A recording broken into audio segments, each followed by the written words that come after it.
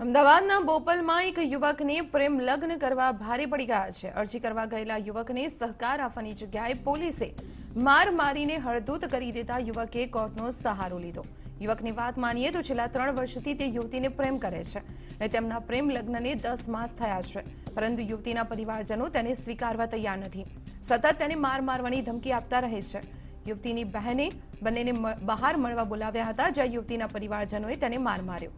જે અંગે તે પોલીસે અરજી કરવા ગયો। યુવકનો આક્ષેપ છે કે તે અરજી આપવા ગયો ત્યારે યુવતીના પરિવારજનો પોલીસ સ્ટેશનની બહાર હાજર હતા। તે અંદર જતા જ પોલીસ તેને રૂમમાં પૂરીને માર માર્યો। કુલ 18થી વધુ પોલીસ કર્મચારીઓએ માર માર્યો હોવાનો યુવકનો આરોપ છે। યુવકે થાકીને કંટ્રોલ રૂમમાં ફોન કરતા પોલીસે ધમકી આપીને તેને રવાના કરી દીધો।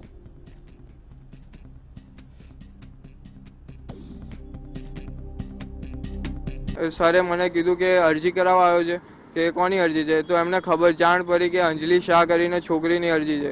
તો મને અંદર લઈ ગયા રૂમમાં અને રૂમમાં લઈ જઈને મને માર માર્યો। અહીંયા હાથે ને મને અહીંયા માર્યો અને માથા ઉપર માર્યો મને।